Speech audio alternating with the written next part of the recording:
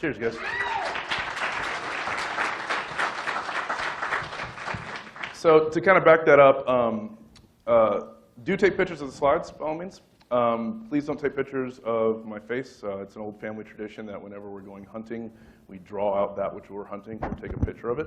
And so it like hurts my soul whenever I see that. You're doing me a courtesy. One thing you could do if you want is go online and find a favorite speaker that you like that's not well known and do a live tweet or what have you and say, hey, Tinker's doing really great or whatever. Lie, just lie about that. Say he's doing really good and put a picture of that other person and then tag me in it.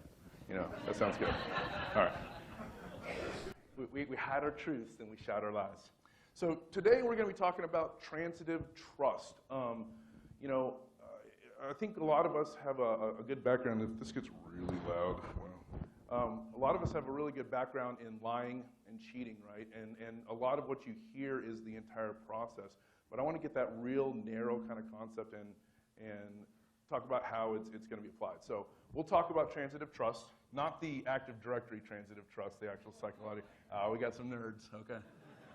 All right, so who am I? I'm Tinker. You can find me on Twitter at TinkerSec and on the Fediverse. My God.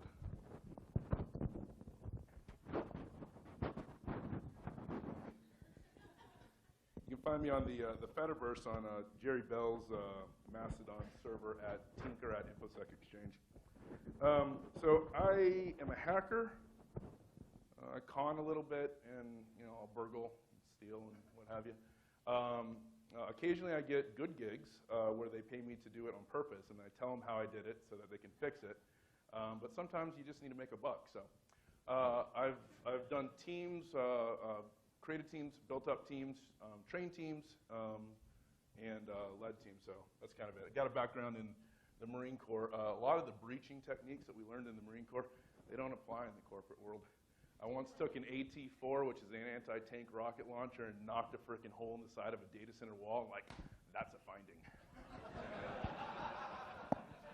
They're like, out of scope, out of scope. I'm like, this is my scope. It's my ACOG battle site. They're like, no, that's not. Didn't fly, didn't fly. All right, so real quick, what is the concept of transitive trust? I'm not going to go into the full psychological background. I'm not going to tell you why humans think like this. I'm just going to say it exists, and then we're going to learn how to use it. This is not a theory talk. This is a praxis talk. At the very end, I've got some white papers, psychological stuff, if you really want to nerd out, by all means. Just like anything in hacking, anything in technology, anything in art, learn how to do the concept high level, and then get your feel for it right. You're learning a new language. Learn how to say, where's the restroom? Learn how to say, my name is. Learn how to say, please don't shoot. I'm not armed, right? But you don't have to learn grammar right away. So let's get the concept, and then afterwards learn the theory so that you can know how to do this, but also branch out and create your own kind of stuff. We learn cons so we can do the cons, but we learn what makes the cons work so we can create new ones ourselves. So the concept itself, it really close. It's basically Alice trusts Bob, and if Bob trusts Charlie, Alice, because she trusts Bob, can probably trust Charlie. It's just that. It's, you know, friend of my friend is my friend kind of thing. That's all that we're talking about. A trusts B, B trusts C, therefore A trusts C. I think that's a picture of polyamory, but it was as close as I could get. Okay, so we're going to start off. I'm going to tell you a story. I like telling stories. It puts everything into context, right? Anybody see that story that I put out this morning on Twitter? Oh, shit. Okay. Well, I put a story on Twitter, left it on a really cool cliffhanger. So you guys are going to get well, you can ruin the spoiler. It's okay. I don't mind whatsoever. I'm going to tell a story of when I broke into a building using nothing but this technique. I usually use this technique frequently. This was the one time that I used nothing but this technique. So I thought it'd make a really good talk. I didn't use badge cloning. I didn't use lock picks. I didn't use any sort of physical breaking or entering or anything along those lines. I solely use this concept and basically hop from one to another. Who here knows a lot of computer hacking or network hacking or anything like that? A couple. There's a concept of pivoting and privilege escalation. The idea is sometimes, you know, if I need the money, I go pull out a gun. Hypothetically, one could pull out a gun and say, give me money and you get money. That's easy. There's nothing wrong with that. You go straight to the point. Sometimes you have to kind of work your way to it, okay? Social engineering, you need to build rapport, and we'll go from there. So, we're all outside. This happened, but put yourself in my shoes. We're all outside, and we want to break into a company. First thing you're going to do is recon. So I went on to Google Street Maps, walked around virtually. You get some really overactive folks right now that they'll drive in the back and show you all the back doors. It's really awesome. Some go in the parking lot. You're like, I can see that guy's badge. There's 360 view, which is really great. Marketing folks really like taking pictures of the internal space. And so this is a still shot of a 360 VR simulation. You can put on a VR and do it. It's really great. Or you can move it around in your browser. At that point, I can literally see the security camera in the upper right. There's a security camera just above the security guard who's distracted right now. I'm not there. That's not my picture. That's Google, right? And so you can go in there and scope an entire place, case a joint entirely before you even arrive on session. Without going there, I've been in a situation once where I didn't know there was a lobby, for instance. So I walked in thinking it was going to be a lobby, and there was a man trap right there. I'm like, I'm in the wrong place. And they're like, get out. I'm like, okay. And so knowing this will help me prepare how I'm going to do it. So where we're at, we're going into a place that has it's a shared space, okay? So company shares it with a lot of other folks. They have the 7th, 8th, and 12th floors. And I need to kind of get in there and get network access, right? So coming in off the streets, I don't know anybody. I got to decide how I'm going to do. Some pretexts are good. If you can plan, by all means. Sometimes just have it in the back of your mind, play it by ear. I tend to play it by ear, just because I'm not really good at remembering things. So coming in, I looked around, and the first thing I saw on the floor was that there was a lot of construction going on. I go, okay, construction. Let's play out that. Go back to my car, get rid of my button-up shirt, get rid of my polo. Think about the high-vis vest, but decided against it because I don't want to be a laborer. Sometimes you want to be a laborer. Laborers get ignored all the time, right? This time I want a little bit of authority, so I get my Dickies tan shirt. That's a supervisor outfit right there. Nice and pressed in case I need to do real work, but I'm never doing real work. I did that 5 years ago. I get paid, a lot more now to do real work, or good work. Anyway, so I go in just like that. I don't know what I'm going to do, but I'm going to look like that. I walk past the guard. He smiles at me because it's a shared space, and I go to the elevator. A lot of the access control is at the floor itself, right? So I get out on the first floor, and I look around, and there's nobody on the floor. Like, I can see through the glass. Everything's turned off. There are desks there. Whatever was going on, they were doing a remodel or something. I go, okay, well, let's open up some doors, see if I can. All of them were locked, and in that small space, I saw a security camera. Okay, I can get along doing this, peering in, pulling out my phone, and then leaving. That's fine. It's not suspicious. But I'm not going to stay too long. A lot of times when you're going things, don't get stuck on any one thing. A lot of things, yeah, they can be hacked, but it's going to take 2 weeks. We need to be paid today, right? Let's get the money right now. And so this is all hypothetical for pen tests. Yeah, we're testing BICs. That's right. So don't do this illegally or some such, or don't get caught. I don't know. So I'm like, I like finding the easy way in. Don't craft the 0 day when you got default creds, right? Don't clone a badge when the window's open right there. Just hop through. So I went off and I went up to the 8th floor, and the 8th floor had some of my target kind of behind doors, kind of like this. I couldn't see in, but I'll come over here and actually pay attention. There's cool. And some of it was a non-target. It was other folks. Sometimes you can break into one place and pivot into another one, right? You want to hack into Target, you go through an HVAC company that has a VPN. That's cool. These guys have like a steel front. You can't break it in. But the hot dog store next door, you can actually just break through their drywall. There's nothing wrong with that. But right now, I'm just kind of jimmying doors, just kind of opening it, see what opens. And nothing's working. It's all locked. And I'm like, okay, well, I'm going to do a round. There aren't any security cameras here. They're inside. I go around. I'm like, well, I'm not really finding anything. Maybe I'll go up on the 12th floor. Again, I'm just scanning everything. Right when I get done jiggling a door, I hear a voice on the other end. I go, oh, fuck. And I hear, yeah, I'll be right back. And hear the door jiggle. I'm like, fuck it, I'm out. Right? And I make a beeline of, I don't know where, but not there. And the first door I go into is a restroom. I mean, I didn't look at the sign. I got lucky. It was a men's restroom. So I'm like, whoo, all right. And no one was in there, right? So I'm sitting here, and I'm breathing heavy. I'm I'm not a very confident person. And so I'm freaking out over here. I'm like, oh, shit. Okay, I got out of there. I'm sitting here, like the urinal's right there, stall's right there. The sinks are behind me. A wonderful kind of sweet smell of urine, You're like, oh, that's a smell of love right there. Oh, it's beautiful. I'm sitting here, I'm trying to calm down. I'm like, okay, just going to wait a little bit and walk out. It's fine. And as soon as I'm like, all right, fine, the door opens up, and that person that I just run away from, enter the door. Naturally, he's using the restroom, and I went to the one place where he's making a beeline too. He catches me flat-footed. I don't have a pretext. I'm like this, in the middle of, I should have been at a urinal going, oh, this is great. I'm over there like, I'm just hanging out in the restroom. Like, this is a cool place to be. He comes right in and goes, the fuck? It wasn't that he was suspicious. I was in his way. And he's like, and I'm like, I panicked. I just looked up. I could look down or I could look up. That's about it. And I saw the sprinklers. I'm like, I'm a sprinkler investigator. I'm a sprinkler investigator. Yeah. I didn't realize I made a double entendre that he's coming in here to use his sprinkler, and I'm talking about investigating. That was a bad idea. And he just went, and walked past him like, oh, Jesus. So he's over here like taking care of himself, and I got nothing to do but look at a sprinkler. So I'm like, that's a sprinkler. And he starts coming out, and I'm like, okay, well, I pull out my phone and take a picture of the sprinkler, because I don't know what they do. I didn't research sprinkler investigation prior to this. Somebody looks at it, right? Everything has an auditor. And, I make a joke. I think I made the double entendre. I'm like, sprinkle. Never mind. And he's like, yeah, that's funny, and leaves, okay? And I'm like, all right, cool. I'm like, hold on. Let's use this. I walk out and follow close. Maybe I can tell yet. I don't know what's on the other end. He opens to a small little office, shuts the door. I immediately go up and knock on it. I know he's right there. He turns around and looks at me like, the fuck, sprinkler investigator? I'm like, as you know, I'm a sprinkler investigator. I didn't say that. I was just like, hey, we're doing construction downstairs, because I remembered that. We just pressurized the water. I played it cool. I was like, we got construction downstairs. We just pressurized the water. We're going through to make sure there's no leaks in all the sprinklers. Just cleared out this other area. Talked to some of your neighbors over here. Can you walk me through? I just need to look at all the sprinklers real quick. And when I did that, I kind of moved in a little bit, moved into his personal space. He naturally took a step back. Folks like Snow, Whitney, they're subtle. They're graceful. Their social engineering is like a slip pickpocket.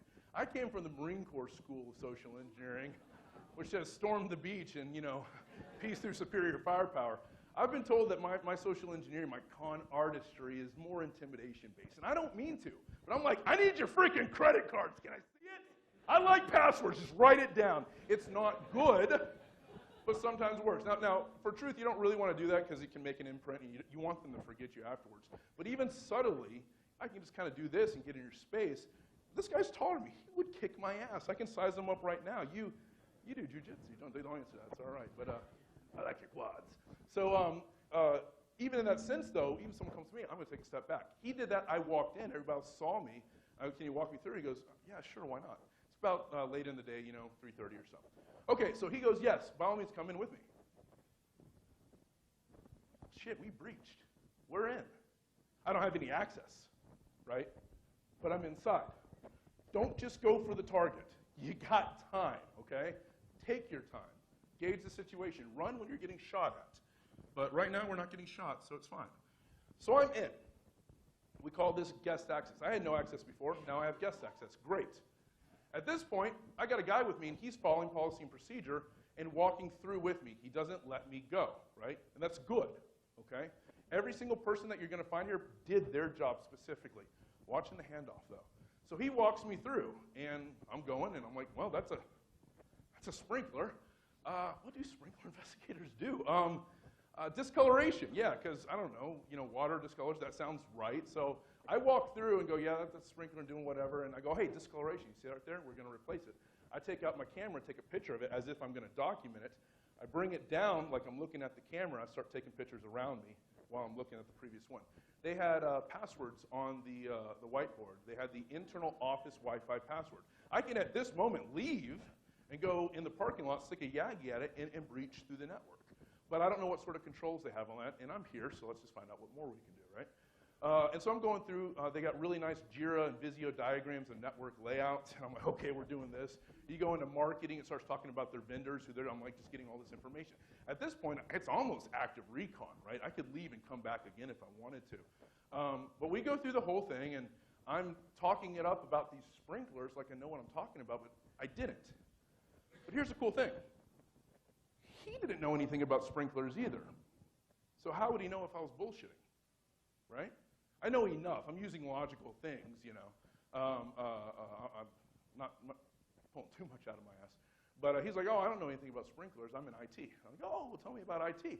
I use my hands. My cousin's in IT. He's a smarter one, right? You know? And he starts talking a little bit about IT. I don't really care about getting information out of him at this point. I just want him to feel comfortable about me being there. If I don't know about IT, maybe he'll let me touch an IT device. I don't know. So we go around, and about this time, and this is probably like an hour or two, you know? He's getting tired. It's getting to be about the end of his day, and he's, you know, he's thinking about other things. He knows at this point I haven't done two things. I haven't stolen anything, and I haven't punched anybody in the throat. Now, that's a lot for me. I feel like I've built rapport, okay? So, but he's fine. It's okay. I've done what I did. I took pictures of sprinklers. Cool. So I go, hey, I need to write a report, because I guess auditors do that. And I'm like, do you have like a desk I can sit at or a conference room, somewhere I can just sit down, I've got a laptop here, and I can do that? He goes, yeah, absolutely. He takes me to another room where there's nobody there because people had started going home at this point. And he sat me down in a cubicle and said, hey, thanks, and he left. Well, now I've got a computer, and I had some other computers around me, and I got a network jack. Shit, let's get in, right? So I plug in, and I go right into the Ethernet jack. And around the frickin' corner, I shit ye not, his supervisor, I'd seen him before, his supervisor comes barreling around at me. He goes, you're not supposed to be here. And I'm like, oh shit, this is where I get tased. I'm like, oh, does IT? Do you guys carry tasers? That's natural, right? Well, he's like, oh, sometimes for personal pleasure. So he comes around, and he's like, you're not supposed to be here. And I'm like, I am supposed to be here. And he's like, where's your badge, right? So he does so I'll stop joking. But he goes, you're not supposed to be here. I go, are you this company, and are you on these floors? Because I had seen the placard downstairs. And he goes, yeah. I go, well, then I'm supposed to be here. He goes, well, where's your badge? And I go, do I need a badge? He goes, yeah, it's a security. You need a badge. I go, why am I here without a badge? If I need a badge, I need to follow your policy and procedure so I can look at these sprinklers. I'll do anything you want me to do. If I need a badge, get me a badge. He goes, oh, okay. Calls over another person, and listen to what he says. He goes, go downstairs to security and get him a badge. This guy goes, okay, and takes me downstairs to get a badge. When he gets me down there, he goes, who are you? I make up a name. He goes, sign here. I scribble it. And he goes, what's your company? And I'm in Texas, so I'm like, I don't know, Texas Sprinklers? There's like 10 in Dallas alone with that name, because we're not too bright. So I wrote that down, and he goes, good, and gives me a badge. He did not validate, and he did not verify. And I don't even really want to blame him, because he wasn't, the authority. His boss, his supervisor, did not say, go make sure he's not lying to us. He didn't say, go and validate his claims. He said, go get him a badge. The guy got me a badge, right? Now, the person who barreled down and challenged me, he didn't do anything wrong. He did the right thing. He challenged me, and then it didn't work. And then he knows, okay, everybody needs to have a badge. He didn't know that you had to validate a badge. He just was told the policy and procedures, people need badges. Go get a badge, and then that's now good for him. The guy who got told, go get him a badge, he's like, the supervisor told me to get him a badge. I got him a badge. Each individual person did the right thing so far as what they knew. It was in the handoff. When we do pen tests, we look at one individual little thing. Red teams or larger scope pen tests look at everything else. So it's a difference if you're a developer. It's a difference between a unit test and an integration test, right? Okay, cool. Well, at this point, I have a badge. I've gone from guest access to user access. I'm allowed to be there now. I can go back to where I was and sit down and keep doing what I was doing. But I was like, hey, I got you here. Can I have you walk me around those other rooms as well? And he did. We proceeded to go through the 7th floor and even on up to the 12th floor where all the CEOs were and whatnot. It was really great. At this point, I've laid out everything. I know where everything is. And it's also about 6:37. This guy's like, I'm 30 minutes late. I need to go home. And at that point, when he's kind of getting fidgety, like, how long is this going to take? I go, y'all have a server room, don't you? I don't know anything about computers, but there are special sprinklers in there, aren't there? And he's like, that sounds right. Now, I don't know, but the idea of spraying water on computers seems bad. So in my mind, I'm thinking it's a foam system or something. Apparently, some places have the halon systems where it'll suck out oxygen and kill the system's administrator, but the computers are fine? Shit, yeah. You know where you stand on the corporate architecture list right there. My asset awareness is my ass is not aware. All right. So he goes, okay, that's fine. I don't have authorization to get in there. Let me go get you authorization. He takes me down to the security guard, same one that wing deck coming in, and goes to the security guard and says, hey, this guy needs to get into the security room. Again, listen to what he said. This guy needs to get into the security room. Can you escort him in there? The security guard has a lawful, valid order, amounts to, it's not order in the corporate world, but request, which means do it or you get fired, by one of her customers, by her client. The security guard did nothing wrong here, very specifically. They said, go walk him in there. Cool. They went and walked me in there, and this person went away and said goodbye. I go, okay, cool.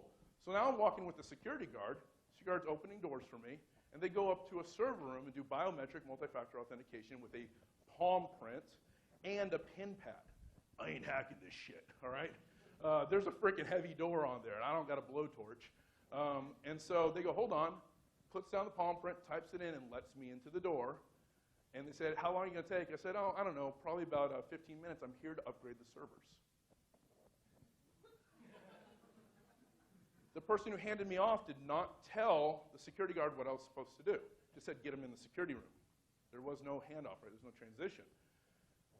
You got to kind of be careful. We'll talk about this in a bit. But I told a different lie, because why not? And she goes, okay, at this point, I don't care about sprinklers. I care about that Windows 2012 server right in front of me. And I do a lot of things when I find physical access with servers. All right? Some of you are giggling. Don't tell anybody. Turned out that the terminal was open and unlocked. That's actually not that big of a deal. Sysadmins do this all the time because they got multi-factor palm print on the door. Who's getting in? That's mitigating. I mean, yeah, lock your computer, but at this point, the door's locked, you know? If you're out in public, then don't necessarily do it, but now the door's locked.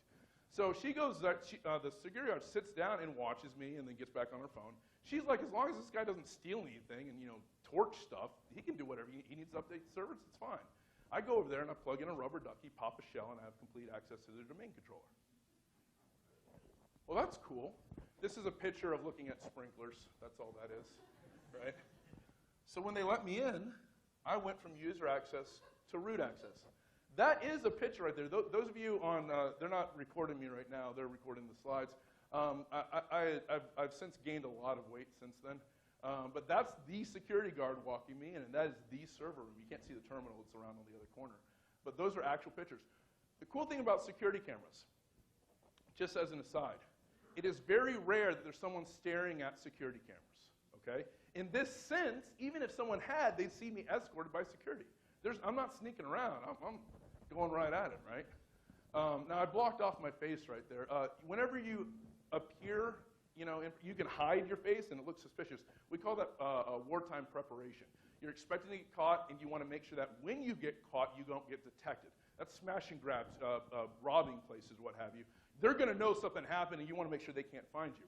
If you're doing something a little bit more slick, you go in looking like this, they're going to be suspicious. So you have to show your face, right?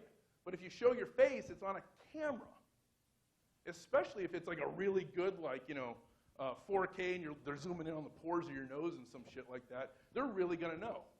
Cool thing, though, is two things. One, those recordings aren't there for very long. They're there for about a week, depending. The storage is still kind of expensive, especially for video, right? So if you can just lay low, do what you got to do, and lay low for 2 weeks, a month, if you want to play it safe, they have no records of you being there, even if they're covered in security camera. The more I think high fidelity, the more pixels they have, if they can see your freaking pores, that's more storage that they have less of to use, okay? It's a give and take. You got to make a determination. I worked for a company once that they had their car stolen. We had security footage of the thieves coming up and jacking the car and driving off. The security footage was heavily pixelated, and we were able to get to it within 2 weeks, and it gave us nothing. We're like, yep, it happened. Now, that's okay for insurance. I can prove to insurance that I had it, I can get money, but I'm never going to catch them, because businesses don't really care about catching criminals. They care about getting money and staying afloat and all that kind of stuff. So think about that kind of stuff. So here I am. I let my face get seen, but they couldn't detect me. It still happened. I went and told them afterwards I did it, and they went and got this footage just to show it, right, as part of the report. But that would not have gotten me caught. Okay. So that's the entire story. Let's go through and look at some of the key points. I'm going to talk about attacker side. I'm going to talk about defense side. Okay. So attackers, the really biggest thing is you don't need immediate access to the goal, right? Have that in mind. What do you want to do with it? With me, it was just general network access. And I kind of got that with a Wi-Fi password, honestly. And then I definitely got that being able to plug in directly. And oh my God, I just went ape and took a target of opportunity and went for the domain controller because it was lying in front of me. And gear drift is the gift. But have your kind of goals in mind and get to it. It's kind of like if you're trying to get into penetration testing and social engineering professionally, coming in out of high school and going straight into it, that might be hard. If you can do it, by all means. Sometimes you got to get into IT, and then you got to get into blue team, and then you got to get into red team, and you keep getting closer. I mean, this is just life. You don't necessarily shoot towards the goal. You hit somewhere else and you guide it in. It's the same thing in a con. The other one is play off trust. All right. Each time they handed me off, they followed policy and procedure almost to the T. But in the handoff, they kept missing things. And because one person established trust, another person had a little bit of trust, another person had a little bit of trust. Even the supervisor that came barreling around said, you're not supposed to be there. He let me buy it first. He saw I was there, and I had been hanging out with his subordinate. His subordinate's like, I don't know, but he seems cool or whatever, right? And there was at least a latent amount. So when I'm sitting here telling him I'm supposed to be here, there's already a foundation of trust to go against that. So play off of trust. All right, big thing is initial access. It's hard coming from nobody to nobody, right? We just listened to Whitney go through. I mean, you're like going straight to it. I'm like, that is skill. I gotta smooth and take my time with somebody. I've been conned. It was my former marriage, and she spent 7 years on me. It was great. She took her time. That's a horrible job. She's a wonderful person. It just didn't work out. My pain, my heart. So get a little bit. You just need a foothold at first, and then play around a little bit. You don't have to go straight to it. The biggest thing initially is just be seen with an authorized person. Jason Street likes to go straight in and then hang out by the manager's door. That's being seen by an authorized person, or with an authorized person. He plays off of that. He's doing latent transitive trust in this. With mine, I went to a person and said, hey, can I hang out with you or whatever? There's nothing wrong. If someone's there, and they seem like important, you can hang out with them and talk about their phone. They'll show them your phone. You're like, cool. Oh, wait, no, I'm with him, and you move on, right? So just get a little bit of trust and play off of it. The big thing is pivoting and priv-esque. Once you've gotten initial access, wait them out. Take your time. Find out what's uncomfortable. Used car salesmen really like doing this. You get there at like 5:30, they'll keep you until 9 or 10 o'clock. You're like, I need to go home. Here's all my money, right? I flipped it around once on a car salesman. I went in at 8 o'clock in the morning on a Saturday when everybody's coming in. I brought my 5-year-old kid and gave him all the Coca-Cola and freaking sugars. And I said to my partner, I was like, let him go. I got him. I was like, hey, buddy, what's going on? Yeah, we're doing this. He's like, yes. And I just let him go. Started spinning. He got really, really loud and was a freaking nuisance. I'm sitting here with this guy. I'm like, hey, let's go through this. Show me a little bit more. Why don't you go and check with your manager 5 more times? I got all the time in the day, buddy. Let's do this. And at some point, all of his coworkers are like, get them out of here. We can't make a sale, And so he's like, look, just take the car for free. And I'm like, it's mine now. So play off of that, all right? One interesting thing, as you're going, ask for things. It's just simple. Sometimes you say, hey, what's your password? That's happened before. I'm not that silly, but still. One of my colleagues asked for password. You got a password. But ask for different access. Hey, I need this. You can do the whole classic, ask for help. Hey, can you help me do this? Or, if you don't let me in here, I'll shoot your dog. Whatever you need to do, ask for it and play it up and around. It's fine. But do that. And hopefully, sometimes you ask for different access that they don't have, they'll hand you off. And it's in those handoffs that you can really play with it. The last one is consider whether to change your story or not change your story. This is solely dependent on the situation that you're in. If you don't change your story, you have people that can back your story. Hey, what did he tell you? Oh, he said this, that's fine. Cool. And you're building up an entire foundation of knowledge base and trust. And that makes it easy. It's also easier for you to remember your lies. Every lie you say has to be a truth that you maintain it, right? If you're doing a quick con, cool, it's fine. People can catch you, it doesn't really matter. You don't have to remember it. If you're doing a long con, you're definitely going to have to remember it. If you do switch it around, you get a lot of advantages. I went in with the idea I'm going to look at server sprinklers. Maybe I have to sneak a rubber ducky around or something like that. But I remember that they didn't give information, so there was a vulnerability. I said, you know what, I'm here to look at the servers. I changed my story, and it got me immediate access. But if she had gone back and said it the other day or the next day, hey, that guy updated your servers, and like, no, he was a sprinkler investigator. I'm now caught, right? So you got to play. You're dealing with humans. There are no right answers in there. There's a whole lot of stuff in your grab bag that you adapt and overcome in the specific situation. Play it off. But these are your options. You can kind of have fun with those. All right, defenders. Because I wouldn't be a good person if I didn't tell you how to stop this or something like that. The big thing about defense is there is no defense. I'm sorry, you're screwed. Just give me your money. Okay, next. So the big thing with defense is, it's just like any con. That's why I like talks like Snow's, like look at the classic cons. Information security is older than computers. Let that sink in. There's a lot of people that they're IT. We come at IT because right now that's where the info is, right? What's one of the biggest breaches that I can think of in the 20th century? COINTELPRO is one that comes to mind for me. It's where individual citizens broke into the FBI and huge data breach, dumped all of their docs. The docs were in file cabinets, but they got them out, and it was able to expose lots of sensitive information and operations, right?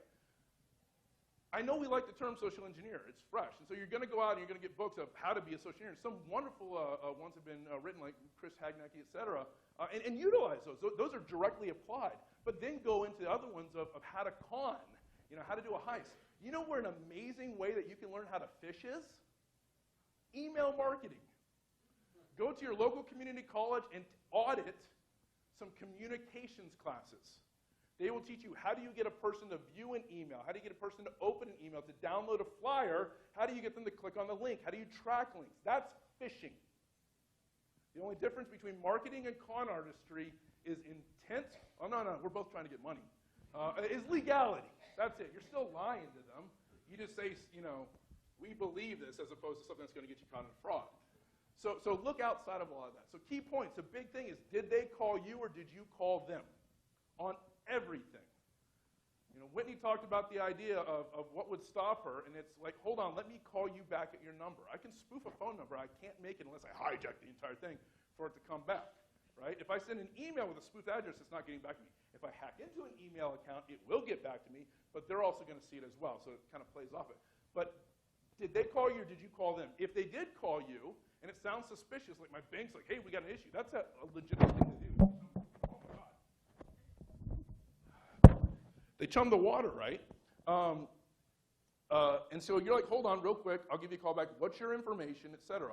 One interesting thing with the idea of letters of permission, I do like to use a second one, okay? And the reason why I do that is it's literally the same letter. On mine, I have contact numbers back to my colleagues. And they're like, yeah, he's authorized, let him do whatever. On the real one, it has the real number, but they should not be relying on my number. They say, hey, I need a security. They should go into their system and call up. And that's the thing. At the end, they should be, I don't trust you. And you're like, good.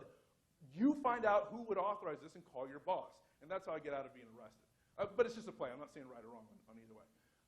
But the idea is you call their number. You have a credit card, you call the number on your credit card, not the one they gave to you, right? It's just common kind of things like that. Running up the chain. Do you have authority? Probably not on a lot of this thing. If someone say, hey, I need to look at your sprinklers, like, I don't have anything to do with sprinklers. I'm not going to walk you around. I don't have time for this. For your own laziness and, there's another term for laziness, efficiency. For your own efficiency, hand it off to your boss. I don't like them anyways. You can deal with it. Keep it going up the chain. I was able to break in with a colleague to multiple places in Italy and France, and all of them let me in, except for one place that said, hold on, let me call my boss. They didn't know it. It ran on up. And we kept trying to do it. He goes, just wait. And he was very firm and polite. And at the end, they said, no, he doesn't have authorization. Have them call this authority figure and come back the next day. And at the end, we told him, you're the only one who passed the test, thinking he'd be happy. He was fucking pissed. He goes, you just told me you were going to update my systems right before the holidays? I need that to happen. And who goes around lying to people? It's Christmas. He goes, I believed you. But listen to that. He fell for my con. He fell for my con hook, line, and sinker, and he was eager to let me get access to his computers, but he had policy and procedure that prevented that happening. You don't need your users to detect attacks. You need to know the very few things that they need to do right.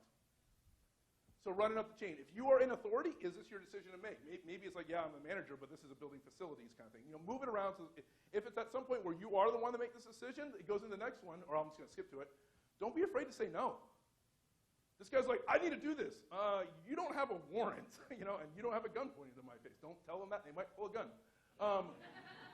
Don't escalate the situation necessarily, but tell them no. No, I'm sorry. Go call this other person. Or no. And they're like, hey, you're running out of date. Hey, I wasn't notified about that. Again, this is a sales technique, right? You know, it's like, hey, if you act now, then I'm cutting off $200. You're making shit up on the spot, son. If it's an emergency, or unless it's an emergency, it can wait. But is it really an emergency? I mean, if the person is, oh, thank you. If the person, I'm used to not having mics. I'm used to yelling, but we need this to be recorded. You know, if the person's bleeding out right there, then by all means. If it's a con, okay, we're going to get a con. I'm going to stop the bleeding, right? But generally, it's not an emergency, ever. If it is, then act like an emergency and get through it and deal with the consequences afterwards. But generally, it's not. So the last thing, though, is independently validate. Most things are legitimate, right? Most interactions are good interactions. You get into social engineering, and you tend to get paranoid, right? Most things are good. Trust but verify. Okay, real quick, and I'll post this up on Twitter afterwards. There are some studies, so trust at zero acquaintance, more of a matter of respect than expectation reward. This is the idea of trusting people you don't know. This is how you get the foothold. That's some background. There's a neat little book called Introduction to Cyber Warfare in Chapter 9, Losing Trust in Your Friends, Social Network Exploitation. That's what we're talking about with transitive trust. That's very practiced as well. Full disclosure, I haven't read any of these. I just Googled them this morning, and it seemed close enough, so let me know what you think of it. This background art, I like Outrun and Cyberpunk and all that kind of stuff. That's Haluk Aliyev. I did not ask for permission. Hopefully he doesn't sue. All right, so with that in mind, how much time do we have? 10 minutes? Okay. We're all just kids playing with. Thank you for doing that. I can take about, I don't know, one question, two questions maybe, and then I'll do one last story. Anybody have any questions? Yes, sir. God damn it, everybody's asking me about that. So he asked the question, that one time that you walked out with a domain control. In this sense, I plugged in. I didn't need to steal it, right? He's referring to, I did a Twitter thread. A lot of times when I do Twitter threads, like sometimes it's, hey, here's what I did and let's learn from it and have a discussion. A lot of times you get like hyper-sensitive nerds, because we're all nerds, who are like, no, why didn't you do this? You should have done this. I'm like, oh, that's a good idea. Thank you. We'll try that next time. You are right. But a lot of times, you know, you can think and you can sandbox off of it. But a lot of times, I don't know what the fuck I'm doing. I don't know how to hack into computers or lie to people. And so I'll be in a situation where I'm dealing with right now, and I crowdsource that. I go, hey guys, this happened. What do I do? And everyone's like, try this, try that. I'm like, okay, I am. You know, right? You know, there's Google, and then there's like Twitter, the hive mind. And so what it was I had stolen physically. I grabbed the domain controller, and it turned off. And I'm like, okay, I'm used to hacking into a domain controller when it's turned on, you know, and querying it right, but I don't know what the fuck to do with frickin' hard drives, right? You know, so I'm not DFIR, I'm not digital forensics, and so I asked for help to be able to pull off the ntds.dit, which is all the usernames and hashes, crack them, get all the information from this physical device. But I left out how I got it because it wasn't really that important. I don't care how I got it. I have it now. Let's focus on what's here. You know, you work closest to the money. That's in the past. We're here now. But people keep asking me like this. It's a letdown. It's a complete. It's anticlimactic. I just spoke with on Purple Sec Squad, and I explained it there too. He should be dropping that tomorrow. I walked into a lobby. I looked around. Here's a lobby. There's a hall. I walked down the hall.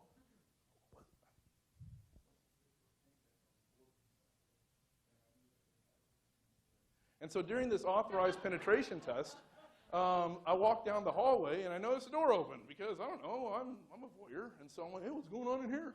You know? And it was a server room. I'm like, oh! Well, I walked into the server room and I looked at the, you know, it's rack servers. So these are servers that slide into this like cage kind of thing. Cage is open, but they're big. You have 2U, which is 2 units. They're about that big. It's like 3 fingers of whiskey, and 4 units is probably 2 hands. You're getting drunk. On the little label was like local schema of something, DC 01, and the one below it was local something DC02, which tells me that they're running domain controllers, which is the hub of the entire network, right here in this room. And I'm like, I feel honored. Since they had DC02, that means that there's probably redundancy, so it doesn't matter if I take one. They got one working already, right? Shit propagates across the network. There is transitive trust in the network. Oh my God, it all comes together. And so I went around the back. I could have just jacked the individual hard drives out, hoping they're in like RAID 0 or something, and recreated in my own special laboratory or whatever. I don't have time for that. I unplugged that shit, unscrewed it, slid it right out. That's heavy. My back is not good. Hoorah, Marine Corps. I said that, I was like, popping underneath the arm is hard. That's a joke. Twitter, we joke, and nobody gets that it's a joke. I huffed that thing out. They're tiny little frickin' handles. I'm like, my fingers! And so I was walking out the frickin' hallway, and I looked right at some guy, and he just kind of looked at me, and I'm like, I don't know. He looked at it and said, I don't know what he's doing, but that's funny, and goes back to what he's doing, and I walked out the street. I still have it. I should probably give it to them.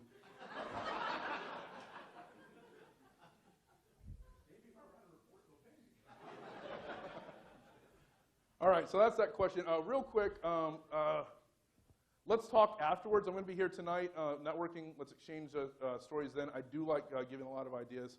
I'll give you a lot of bad ideas, and then you'll go do them and learn why they're bad, and then you become better for it. That's how I give back to the community. I do want to bring someone up. Snow, you're really good at this, and I wanted to get, you're good in general about social engineering. Could you come up here real quick and just give a quick story? You got about 5 minutes or so. Have you ever used this? I don't know if you have. I'll buy you a beer. Okay. All right. Motherfucker. Hold on. How many per person? I'll get you 2. Okay. I got 2 beers tonight. Watch out. All right. I'm telling you all a story. So, Tinker said something I thought was really funny about walking into a bathroom. And that's something that I actually utilize too. So when I do physical security assessments, this is getting really weird. Okay, all right, okay. So when I do physical security assessments, there is a difference between those and red team engagements. Red team engagements is you're trying to get on site undetected, and you pretty much have one goal of not being caught and typically dropping some type of device on the network. So that was the goal for this assessment. I got on site, I got into a bathroom stall. My mentor, JC, has now coined this term, the stall, where you go and you just hang out in a stall and wait for everyone to leave so the building's empty.